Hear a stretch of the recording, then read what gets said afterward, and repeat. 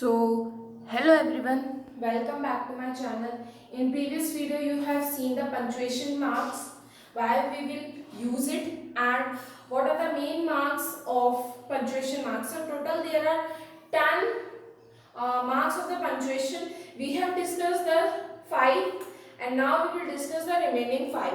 So the first one is colon. The sign of हमने last में पढ़ा था सेमी कॉलन. अब हमारा कॉलन का पार्ट, कॉलन का हमारा साइन ये है. It is used to introduce a list and separate two contrasting statements. ये लिस्ट को इंट्रोड्यूस करने में मदद देता है, मतलब हेल्प करता है और दो कॉन्ट्रास्टिंग स्टेटमेंट्स को भी सेपरेट करने में मदद करता है. अब कॉन्ट्रास्टिंग स्टेटमेंट की बात करें तो, इंट्रोड्यूस अ लिस्ट की बात करें तो, so you get lots of confusion, है ना. तो क्या होता है कि जैसे कि अब एक लिस्ट को इंट्रोड्यूस कर रहा है या फिर कोटेशंस को इंट्रोड्यूस कर रहा है या फिर कोई एग्जांपल देना हो, हम लिखते हैं ना फॉर एग्जांपल के आगे डबल डॉट ऊपर नीचे, that is the sign of colon.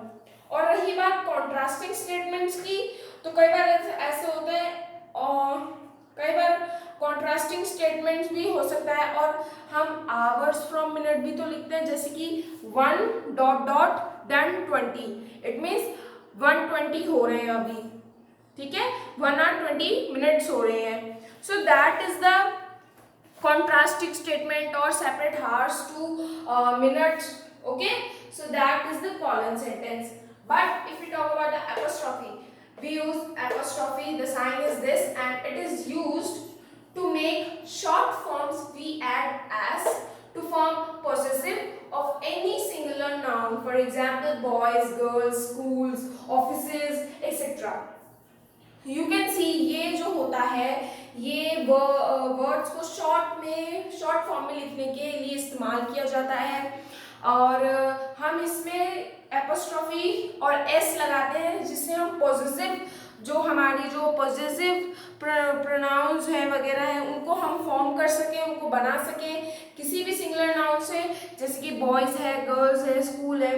और ये शॉर्ट फॉर्म में भी यूज होता है, ये लेटर फिगर के प्लूरल में भी इस्तेमाल होता है. ओके, बट हमें देयर्स, हुज, हर्स, योर्स में हमें एपोस्ट्रोफी की जरूरत नहीं होती क्योंकि वो उसमें एपोस्ट्रोफी की रिक्वायरमेंट ही नहीं है. Okay, so this is the 6th and 7th one. Now see the last part. So our now our part is inverted comma. The 8th part is inverted comma. The sign of the inverted comma is this, and it is also called quotation mark, and it is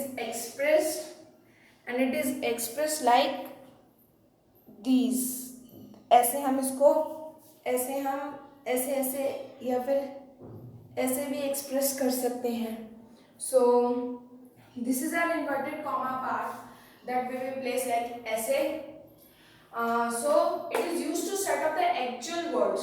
ये actual words को हटाने में या फिर उनको set of करने में मदद करता है. लाइक हमने डायरेक्ट स्पीच के सेंटेंस में देखा था, it is used to eat an apple, inverted comma open and inverted comma close. तो वो एक हमने एक एक्चुअल वर्ड्स को हमें दिखाना है कि ये दो वर्ड्स, ये सेंटेंस हमारे लिए इंपॉर्टेंट है. Okay, now the second last part is dash.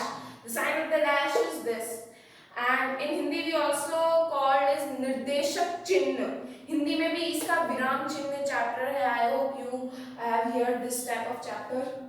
Now the information is it is used to introduce an explanation in middle of sentences. ये sentences के बीच में जो हम एक explanation करते हैं उसको introduce करने में ये मदद करता है.